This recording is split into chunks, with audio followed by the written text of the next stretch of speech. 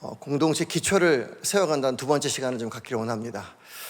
또 여름사역 기간에 바빠서 우리 교육자님들이 많이 부재하신데 감사하게도 그래서 위기는 곧 기회라고 저에게 2주 연속 말씀을 전할 기회가 생겼습니다. 그래서 언제 이런 기회가 있겠냐 싶어서 시리즈를 준비했고요. 지난주 공동체 회복의 기초 첫 번째 시간으로 기억나시죠? 우리 공동체가 잘 세워지기 위해 중요한 거, 그러니까 공동체라는 것은 교회만 얘기하는 것이 아니라 가정 그리고 교회, 더 나아가서 이 지역을 다 얘기하는 건데요. 그 공동체 세워지기 위해서 먼저 우리의 마음의 뿌리가 하나님께 잘 내려져 있어야 될 것이고, 그 다음에 우리의 예배가 단순히 예배를 드리는 걸 떠나서 예배가 승리해야 된다. 그래서 정말 하나님 앞에 예배자로서 우리의 마음 문을 점검하고, 혹시 하나님께 나아갈 때 우리의 속에 욕심이나 정욕이 들어있지 않은지를 잘 점검해야 된다 말씀드렸고요. 그리고 함께 이 공동체를 일으키는 시너지를 하나님이 더하시기 위해서 영적 리더들이 먼저 앞서서 헌신해야 된다, 이렇게 말씀을 드렸었습니다. 오늘은 이어서 얘기해 볼 건데요. 오늘 두 번째 연속으로 이 말씀을 전할 때 다시 한번 우리 26절, 27절 한번 읽어보도록 하겠습니다. 26절, 27절입니다. 시작. 이는 문지기에 우두머리 된 레위 사람 넷이 중요한 직분을 맡아 하나님의 성전 모든 방과 곳간을 지켰습니다. 그들은 하나님의 성전을 맡은 직분이 있으므로 성전 주위에서 밤을 지내며 아침마다 문을 여는 책임이 그들에게 있었더라. 그럼 문지기 역할이 중요합니다. 그 역할을 누가 했냐면 레위 사람이 합니다. 레위 사람은 뭐 하냐면 원래는 제사를 섬기고요, 예배를 섬기는 사람들입니다. 그리고 성전 문을 지켰죠. 그런데 이제 특이한 거는 지난주 말씀드렸지만 레위 사람 중에서도 우두머리들, 그 리더들이 먼저 앞장서서 문지기 역할을 하고 또 먼저 솔선수범을 했다, 이렇게 말씀드렸습니다. 그런데 이들이 성전 문만 지킨 게 아니고 26절에 보면 하나님의 성전 모든 방과 곳간까지 지켰대요. 곳간 문도 지켰답니다. 그리고 또 있습니다. 27절에 보면 지키는 것만 아니라 이 지킴을 위해서 또 다른 이 희생이 나오는데요. 우리 다시 한번 읽어보겠습니다. 27절 시작. 그들은 하나님의 성전을 맡은 직분이 있으므로 성전 주위에서 밤을 지내며 아침마다 문을 여는 책임이 그들에게 있었더라.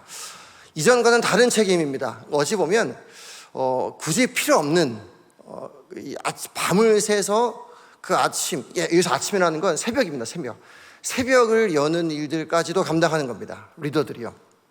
근데 재밌는 건요, 이 본문 속에 이 직분을 맡은 사람들이 그 어디에도 불평했다거나 원망했다거나 싸웠다거나 혹은 미뤘다는 얘기가 아무것도 없어요. 묵묵히 견뎌냅니다. 여러분, 우리 한번 예를 들어서 새벽 예배 작정 기도를 하고 일주일만 여러분 한 분만 자원해가지고 아침 새벽에 맨 처음 오셔서 교회 예배당 문 여는 거 좀 부탁드렸습니다. 그럼 여러분 어떻게 여기시겠습니까? 기쁨으로 할 수 있죠. 이렇게 반응하실 분들이 과연 몇이나 되겠습니까? 정말 힘든 일입니다. 쉽지 않아요. 왜냐하면 일단 첫 번째 드러나지 않고요. 그리고 잘해도 본전이에요. 조금만 늦거나 예배당 제대로 준비 안 해놓으면 그렇게 불평을 할 수밖에 없는 직분입니다. 근데 이 일에 있어서 리더들이 원망했다거나 불평했다는 말이 한 군데도 안 나와요. 여러분, 근데요, 성경이라고 이렇게 안 나온 게 아니고 성경에 원래 단점 장점 다 적어 놓습니다. 근데 이 본문에는 리더들의 불평과 원망이 나오지 않습니다. 어떻게 그럴 수 있었을까? 저는 요거를 가지고 오늘 말씀을 풀어가고자 합니다. 아주 중요한 원리인데요, 뼈대를 세워가는 공동체, 그러니까 하나님께서 이렇게 세워가실 때 우리들이 어떤 마음을, 무엇을 가져야 원망과 불평을 하지 않을 수 있느냐, 이 포인트가 바로 첫 번째, 한번 띄워주시겠습니까?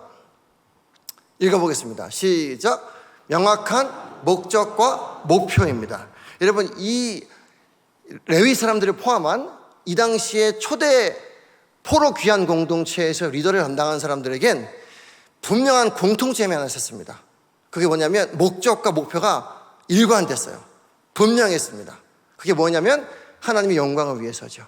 하나님의 영광을 위하라는 목적과 이 목적을 이루기 위한 단기 목표들이 굉장히 뚜렷했습니다. 목적이 뭐냐면 비전이에요. 내가 무엇을 위해 이 사명을 감당하는가가 목적이고요, 목표는 그 목적을 이루기 위해 내가 취하는 아주 작은 액션들입니다. 근데 이 목적과 목표가 분명하지 않으면 공동체 안에 분열과 갈등이 일어난다는 겁니다. 그러니까 초기 유대 공동체들은 이게 너무 뚜렷했어요. 그래서 리더들이 불편하다는 겁니다. 자, 예를 들면 이런 거예요. 어렸을 때 들으셨던 이솝우화 중에 토끼와 거북이 얘기 아십니까? 기억나시죠? 너무 어렸을 때 배우셔가지고 기억이 잘 안 나실까봐 제가 그림을 준비했는데요. 토끼가 빠르고 거북이는 느린데 누가 이겼죠? 그래서 거북이처럼 성실하자, 이런 관점으로만 우리가 접근을 하다 보니까 저도 그렇게 생각했는데, 말씀을 준비하면서 이 우화를 다시 보니까 신비로운 영적 비밀이 들어있었습니다. 뭔지 궁금하시죠? 저같이 할 일 없는 사람들이 연구를 하는 겁니다. 그랬더니 어떤 특징이 있냐면, 거북이는요, 경주를 할 때 뭘 바라보면요, 산등성 위에 있는 깃발만 바라봐요. 이야기 내내 그렇습니다. 그게 유일한 목표입니다. 그 목적을 향해서 자기의 목표인 쉬지 않고 다름질하는 것을 끝까지 합니다. 이게 실력 차이도 그렇고요. 만약에 거북이가 토끼를 바라봤으면 이거 뛸 이유 없습니다. 일단 실력 차이가 너무 나고요. 앞서 한참 갔기 때문에 내가 따라잡을 가능성이 제로예요. 근데 거북이의 초점은요, 토끼에게 있지 않고 목표점인 깃발에만 꽂혀 있는 거예요. 근데 놀라운 일이 있죠. 누가 이긴다고요? 거북이가 이깁니다. 자, 그럼 토끼 어땠을까요? 토끼는요, 산등성 위에 있는 깃발을 보지 않습니다. 계속 뭘 바라보냐면 거북이를 봐요. 조금 가서 거북이 얼마나 따라왔나 보고요, 또 가서 또 거북이 얼마나 따라왔나 봅니다. 그러다가 이제 더 이상 눈에 안 보이니까 그제서야 달려갈 이유가 사라집니다. 그래서 쉬죠. 요게 결정적인 차이입니다. 사랑하는 성도 여러분, 우리 왜 원망할까요? 우리 왜 불평이 나올까요? 우리 공동체 안에 왜 자꾸 쓸데없는 원망과 시비가 나올까요? 왜냐하면 우리 안에 목적과 목표가 희미해지기 때문입니다. 이게 우화에만 나온 얘기가 아니고요, 실제에도 이런 사건이 많습니다. 이를테면 여러분, 이순신 장군 다 존경하시죠? 혹시 이순신 싫어하시는 분 없으시죠? 이게 이순신의 요즘 트렌드 모습입니다. 과학적으로 복원을 했을 때 이순신이 과연 정말 그렇게 온화한 모습을 띠고 있느냐? 그렇지 않다는 겁니다. 그래서 이거를 검증을 통해서 복원한 이순신 얼굴인데 무섭죠? 진짜 장군 같지 않습니까? 근데 이순신의 우리가 모습을 사랑한 건 아니니까요. 이순신의 업적 때문에 우리가 참 좋아하지만, 이순신이 왜 존경받냐면 그분의 생애가 참 멋졌기 때문입니다. 여러분, 이순신은요, 목적과 목표가 분명했습니다. 목적이 뭐였는지 아십니까? 나라에 충성하고 또 백성을 사랑하자. 이게 이순신의 목적과 목표였고요. 그것을 위해서 자기의 모든 대가를 지불합니다. 그러니까 하도 외세 침략이 많으니까 이걸 외세로부터 지켜내기 위해 누구를? 나라와 백성을 지키기 위해서 보호하고 자기의 몸을 희생하는 것이 당연히 나왔던 거예요. 목적과 목표가 분명하니까. 자, 근데 같은 시대에 살아가는 선조시대 때 간신배가 많습니다. 그 간신배들은 목적과 목표가 뭐였습니까? 목적은 나라 사랑이 아니고 자기 자리를 지키는 겁니다. 맞죠? 그러니까 목표가 어떻게 바뀝니까? 자기의 목적인 자리를 지키기 위해서 위협하는 것들. 근데 딱 보니까 이순신이 너무 급해요. 너무 자기 잘나만 사는 것 같아. 너무 나대면 내 자리가 위협받으니까 목표가 어떻게 바뀝니까? 이순신을 제거하는 것이 목표가 됩니다. 그래서 이순신이 사라지면 나라가 위태해진 분명한 이유가 있는데도 불구하고 그게 눈에 안 보여요. 일단 이순신을 제거해야 됩니다. 목표가. 왜요? 목적이 뭐니까? 내 자리를 지키는 거니까요. 이게 당시에 첨예하게 대립되는 이 두 그룹 간의 차이였습니다. 여러분, 이게 참 무서운 게 눈이 멀어버려요. 이게 목적이 잘못되고 상실하면요, 내 이속 챙기자고 다른 사람 위해 가고 험담하고 하는 게 아무렇지 않게 됩니다. 왜냐하면 내 이름 날리고 내 이름 유지하고 자기 드러내는 것이 목적이니까요. 무섭습니다, 사람이라는 게요. 그러니까 여러분, 공동체가 똑같습니다. 공동체가 성공하느냐 실패하느냐 요 차이밖에 없습니다. 보세요, 여러분, 창세기 초기에, 그러니까 하나님께서 세우신 공동체 중에 아벨 공동체와 가인 공동체가 있었습니다. 아담의 후손들이죠. 근데 여러분, 가인 공동체, 아벨 공동체가 왜 이렇게 첨예하게 반대되는 길을 갔습니까? 아벨의 특징이 뭐죠? 목적이 뭡니까? 아벨은 하나님께 영광 돌리는 겁니다. 그러니까 목표가 뭡니까? 자기의 모든 것들을 들여서 하나님께 예배하는 겁니다. 그러니까 하나님을 바라봐야 될 그 시간, 그걸 집중한 거예요. 그런데 가인은 어땠습니까? 가인은 하나님을 바라봐야 될 예배 시간조차도 누굴 바라봤습니까? 다 기억나시죠? 아벨을 바라봤습니다. 그러니까 아벨이 드린 제사, 그게 나랑 뭔 차이야? 라는 그 불만 때문에 하나님을 향한 시선을 놓쳐버리고요, 가인을 제거합니다. 목적이 뭡니까? 자기를 드러내기 위해서요. 이게 계속 반복되는 거예요. 또 있습니다. 여러분, 다윗 왕과 사울 왕의 차이가 뭡니까? 사울 왕이요, 이스라엘을 다스리는 동안에 이스라엘이 망해버립니다. 왜요? 망하는 길로 가죠. 왜 그렇습니까? 여러분, 다윗이 이스라엘을 다스릴 때는 이스라엘이 가장 번성한 시기가 되고요, 사울이 다스릴 때는 어둠의 시기가 됩니다. 왜 성경이 이 두 왕을 비교하게 내버려 두셨을까? 여러분, 다윗은 누구 바라봅니까? 다윗의 인생의 목적이 뭡니까? 목적, 하나님이에요. 하나님 자체입니다. 하나님께 뭔가 얻을 게 아니고 하나님을 즐거워하는 것이 다윗의 목적이고요, 그 목적을 이루기 위해 예배하고 심지어 바시가 내려가도 기뻐하는 것이 목표입니다. 이게 다윗의 목표죠. 그래서 하나님만 바라봐요. 그래서 자기가 사울왕에 쫓길 때 사울왕을 죽여버릴 기회가 있지 않았습니까? 눈 잠깐 감고 살짝 목만 그어버리면 자기 몸 편해지는 겁니다. 근데 그때조차도 누구 바라봅니까? 하나님만 바라봐요. 그래서 하나님을 상대하고요, 하나님께 묻고 하나님 뜻 따라 순종합니다. 사울은 반대죠. 하나님을 바라봐야 할 그 시간에 자기를 바라보고 자기를 드러내기 위해 다른 사람을 죽이기 시작합니다. 이게 다윗과 사울의 차이예요. 목적과 목표가 흐려지고, 다윗은 목적과 목표가 분명했죠. 여러분, 오늘날의 교회가 왜 흔들릴까요? 오늘날 공동체가 왜 흔들릴까요? 왜 가정이 흔들릴까요? 요즘 이혼율이 점점 치솟는다고 하죠. 젊은 사람들이 잠깐 결혼했다 금방 무너집니다. 가정이 공동체인데 가정이 왜 무너질까요? 아유, 개념이 없어서 그래. 그렇게만 얘기할 수 있을까요? 오늘날 신혼부부들의 가정이 무너지는 이유는요, 목적이 없어서 그렇습니다. 가정 공동체, 그러면 신혼만 그렇습니까? 황혼이혼에 왜 급증하죠? 목적이 사라져서 그렇습니다. 상대방은 목적일 수 없거든요. 근데 오늘날 감정이 그렇게 만들어요. 남편이 아내를 목적으로 하고요, 아내가 남편을 목적으로 합니다. 그게 좋은 말이 아닙니다.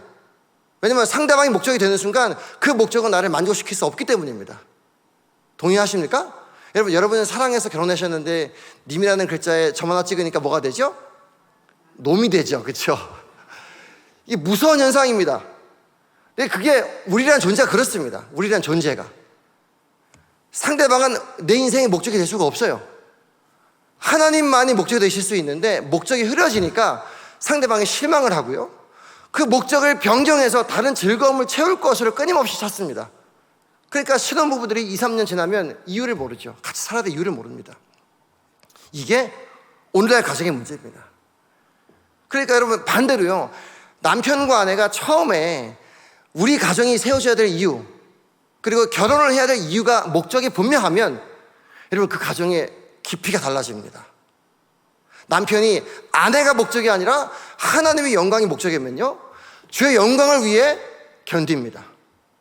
하나님의 영광을 위해 사람을 사랑하고요, 남편이 아내를 사랑할 때 그저 섹시해서 사랑하는 게 아니고요, 예수 그리스도께서 자기 몸을 교회를 위해 내어주셨던 것과 같이 사랑하라고 하셨기 때문에 그 말씀에 순종하여 사랑할 때 하나님이 그 두 부부 공동체 안에 기가 막힌 평강과 기쁨을 더하시는 줄 믿으시기 바랍니다. 여러분, 그것이 성경의 원리거든요. 그렇게 가정이 세워질 때 가정이 탄탄해지고요, 그리고 아이를 낳고 출산해서도 마찬가지입니다. 애 낳으면 애 자체가 목적이 될 수 없거든요. 근데 이런 걸 자꾸 착각을 해요. 애가 목적이 돼버립니다. 그 애는 반드시 실망시킬 겁니다. 동의하십니까? 그 애는 내 욕심을 채워줄 존재가 아니기 때문에 그렇습니다. 근데 하나님을 목적으로 하면요, 이 아이는 하나님이 나에게 맡기신 선물입니다. 그럼 하나님의 마음을 가지고 이 아이를 케어하고 이 아이를 위해 희생하고 리더로서 본을 보이면 하나님이 그 공동체를 탄탄히 세워가시는 걸 경험하게 되는 겁니다. 동의하십니까? 여러분 이거 다 경험해 보셨죠? 마찬가지입니다. 가정뿐 아니라 교회도 똑같습니다. 교회가 목적과 목표가 사라지면 분열이 생기고요, 자랑거리가 되고 서로 시기 질투가 생기기 마련입니다. 그래서 만약에 우리 이 양문 공동체 안에 자꾸 내 눈에 사람이 보여요, 불평이 생기고요, 원망이 생기고 자꾸 지적거리가 생기면요, 지금 뭐가 잃어버렸다? 목적을 잃어버린 겁니다. 목표가 상실하는 거예요. 여러분 생각해 보세요. 우리 다 여기 앉아 계신 분들 돈 받고 나오신 분들 계십니까? 아유, 예배 한번 나와주시면. 신천지가 그렇습니다. 신천지는 집회 한번 나가면 돈을 줍니다. 모르셨죠? 근데 우리 그런 사람 아무도 없잖아요. 그러면 저마다 다 정말 하나님 앞에 나아가려고 나오신 분들입니다. 근데 상황이 다른 거예요. 처한 형편이 다릅니다. 그러면 누군가는, 예를 들어 저같이 하나님이 그래도 먼저 저를 구별하셔서 상황과 형편을 교회에 맞게 허락하신 저 같은 사람들은 비교적 여러분들보다 물리적인 시간을 더 쏟을 수 있기 때문에 감사함으로 헌신하는 겁니다. 근데 만약에 제가 목사인데 왜 성도님들 이렇게밖에 못해라고 말한다면 틀린 거죠. 왜냐면 저는 하나님의 은혜로 보다 더 교회 공동체 안에 헌신할 수 있는 시간을 주셨기 때문에 그게 은혜 아니겠습니까? 그러니까 자랑할 게 못 되는 거예요. 근데 저뿐 아니라 우리 그냥 일반 성도님 사이에서도 마찬가지입니다. 나에게 물론 녹록지 않죠. 녹록지 않은데 다른 분들보다 보다 더 은혜를 입어서 교회에 올 수 있고 또 예배할 수 있고 집중할 수 있고 믿음을 가졌다면 그 믿음 가지고 그냥 입을 다물고 헌신하면 되는 겁니다. 근데 사단이 이걸 건드려요. 자꾸 하나님 영광을 위해서 하지 못하게 만들고 사람이 보이게 만듭니다. 그래서 자꾸 입을 벌려서 말하는 순간 내 마음이 무너져 내립니다. 이거를 조심하셔야 됩니다. 우리 사랑하는 성도 여러분, 한번 따라해 주시기 바랍니다. 사단의 계략에, 사단의 미끼에 넘어가지 말자. 뭘 보이게 한다고요? 목적을 흐리게 만들고 사람 보이게 만들고 불평하게 만듭니다. 3단계입니다. 목적이 흐려지고 사람이 보이고 불평하게 만듭니다. 이거 사단의 미끼를 잘 분별하셔가지고 오직 하나님께 영광이라는 목적을 분명히 하시고 그렇게 하나님이 주신 직분을 충성되게 감당하시는, 그래서 하나님이 우리를 위해 준비하시는 그 복을 풍성히 누리시는 우리 모두가 되길 주님의 이름으로 축복드립니다. 우리 옆 사람 이렇게 축복하면 좋겠습니다. 하나님의 복을 마음껏 누립시다. 어떻게 해요? 하나님의 영광을 위해 합시다. 한 번 더요. 오직 하나님의 영광만을 위해 합시다. 할렐루야. 그렇게 우리가 목적을 분명히 잡고 갈 때 하나님이 우리 공동체를 건강하게 세워가실 줄 믿으시기 바랍니다. 아멘. 두 번째가요, 그 원리가 두 번째 한번 띄워주시겠습니까? 읽어보겠습니다. 시작. 여러분, 공동체를 건강하게 세워가는 원리가 헌신입니다. 헌신. 여러분, 역대상에는 우리 읽은 본문에는요, 이름들이 계속 나옵니다. 근데 정말 이유를 알 수 없는 이름들이 정말 많이 나와요. 누가 언제 뭘 헌신했는지, 어떤 모양으로 헌신했는지 계속 나오는데요. 자, 이런 질문이 나오게 됩니다. 하나님은 왜 역대기 저자를 통해서 그 이름들을 다 하나하나 기록해 두셨을까? 여기뿐 아니라 같은 동시대를 공유하고 있는 느헤미야라는 본문에도요, 느헤미야의 거의 30% 이상이 다 이름들입니다. 근데 왜 이름들을 하나하나 빠지지 않고 다 기록해 뒀을까요? 질문 던져보신 적 있으십니까? 이겁니다. 여러분 따라해 볼까요? 하나님은 헌신을 기억하신다. 믿으십니까? 여러분, 레위, 특히 오늘 우리가 읽었던 본문에는요, 레위 문지기들이 그 맡았던 직분, 근데 눈에 띄는 직분이 아니에요. 누군가는 방 지키는 거 말고 성전에서 예배 집도하고 싶잖아요. 누군가는 설교하고 싶고, 누군가는 드러나는 자리에서 뭔가 잘하고 싶잖아요. 근데 눈에 보이지 않는 자리에서도 자기 것들을 충성되게 감당하는 사람들을 다 기록해놨다고요. 누가 기억하신다? 하나님이 기억하신다는 것을 알려주는 겁니다. 여러분요, 우리 하나님은요, 여러분들의 헌신을, 우리들의 헌신을 기억하시는 분임을 믿으시기 바랍니다. 근데 이 말이 잘 기쁘게 안 와닿는 이유가 뭘까? 하나님이 기억하신다는 말이 그 무게가 왜 우리 가볍게 느껴질까요? 왜냐하면 우리는 기억에 대한 이미지가 좋지 않아서 그래요. 우리는 기억했다가도 까먹죠. 어제 했던 약속을 오늘 까먹을 수 있죠. 지난주에 했던 약속을 까먹기도 하죠. 근데 까먹고도 그냥 미안하다고 한마디 내뱉으면 끝나버리죠. 근데 하나님은요, 하나님께 기억은 엄청난 무게입니다. 성경이 그걸 증언합니다. 하나님께서 기억하신다 그러면은 그 기억과 연결된 하나님의 액션들이 몇 개가 있어요. 하나님이 기억하신다 그러면 그 기억과 묶여있는 하나님의 액션들이 두 가지가 더 있는데요, 제가 알려드리겠습니다. 먼저 우리 사도행전 10장 4절입니다. 읽어보겠습니다. 시작. 고넬료가 주목하여 보고 두려워 이르되 주여 무슨 일이니까? 천사가 이르되 네 기도와 구제가 하나님 앞에 상달되어 기억하신 바가 되었으니. 보십시오. 기억하단 말 나오죠. 근데 기억하다는 말과 뭐가 묶여있죠? 상달되다라는 말이 묶여있습니다. 그래서 기억하다는 말만 안 나오고요, 상달하신 것하고 기억하신 것하고 묶여있어요. 상달하다는 말이 무슨 뜻이냐면 원어로 아나바이노라는 뜻인데요, 이게 직역하면 위로 올라가다는 뜻이에요. 위로 올라가다. 그러니까 고넬료가 누구냐면 베드로 당시에 초대교회 때 하나님을 두려워하면서 자기의 것을 나누고 헌신했던 사람을 이방인 백부장입니다. 이방인 사람 고넬료. 근데 이 고넬료의 헌신과 인내를 누구한테 올라갔대요? 하나님께 올라갔대요. 여러분, 헌신도 두 종류가 있습니다. 하나님께 올라가는 헌신이 있고요, 이 땅에 머무는 헌신이 있습니다. 하나님을 바라보고 하나님께 심는 헌신이 있고요, 땅에다 심는 헌신이 있습니다. 여러분, 어떤 헌신을 원하십니까? 어디다 심으시겠습니까? 근데 이 고넬료는요, 그의 헌신이 하나님께 상달되어 하나님이 기억하셨대요. 자, 기억하단 말도요, 이게 직역하면 하나님의 마음을 움직였다 이런 뜻입니다. 기억하다는 말이. 그러니까 그 헌신이 올라가서 하나님의 마음을 움직였대요. 여러분, 우리의 헌신은요, 하나님께 올라가는 헌신은 하나님 마음을 움직입니다. 이게 첫 번째입니다. 따라해 보겠습니다. 하나님이 기억하시는 것은 하나님의 마음이 움직였다는 뜻이다.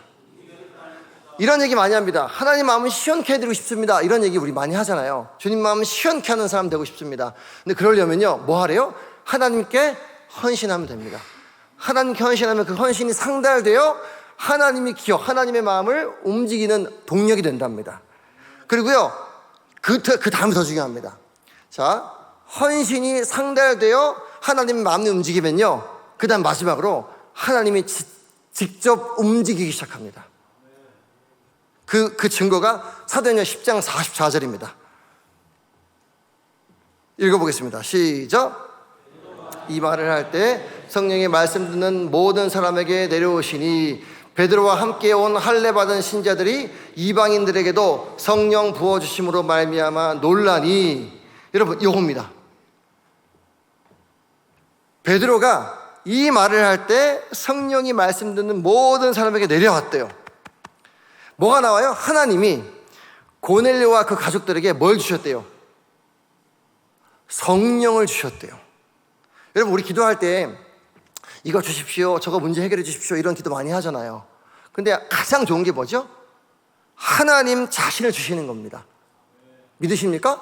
아까 우리 에녹 집사님이 여기 찬양 인도할 때 이런 얘기 했잖아요. 상황이 바뀌는 거 좋죠. 상황이 바뀌는 것보다 내가 바뀜으로. 여러분, 내가 바뀌려면 뭐가 필요합니까? 성령의 기름 부으심 속에 내가 충만해지면 바뀌는 겁니다. 그러면 세상에 아무리 난리쳐도 두렵지 않은 거예요. 근데 성령이 없이 상황만 바뀌면, 조금만 움직이면 금방 두려워집니다. 교회에 있을 땐 괜찮은 것 같은데 교회만 나가면 걱정이 돼요. 교회 기도할 때는 걱정이 없어지는데 교회만 나가면, 상황만 바뀌면 두려워져요. 근데 뭐가 문제예요? 내 안에 누가 없다? 성령께서 역사하시는 걸 못 누리는 거예요. 근데 지금 이방인들인 이 사람들에게 뭐가 부어졌대요? 하나님 자신을 주셨대요. 왜? 어떻게 성령을 받았습니까? 이방인인데, 개 취급받는 이방인인데 어떻게? 뭐 했다고요? 하나님께 헌신을 드렸고요. 그 헌신이 하나님께 기억하신 바에 대해서 하나님 마음을 움직여 버리시니까 하나님은 조금 주시 않으세요. 하나님은 야, 너 기도해봐. 그럼 내가 문제 해결해 줄게. 이 정도가 아니고 하나님은 늘 우리에게 최고의 것을 주길 원하시는 하나님이심을 믿으시기 바랍니다. 아멘. 하나님은 저 성령을 주십니다. 그러니까 우리가 구해야 될 게 뭐죠? 하나님 당신의 얼굴인 거예요. 주와 함께 동행하면 그 어디든 하늘나라는 겁니다. 죽어서 천국 갈 생각하는 게 아니고 지금부터 성령과 함께 천국을 누리면요, 종말이 무섭지 않습니다. 요즘 계시록 막 우리가 묵상하고 있거든요, 새벽마다.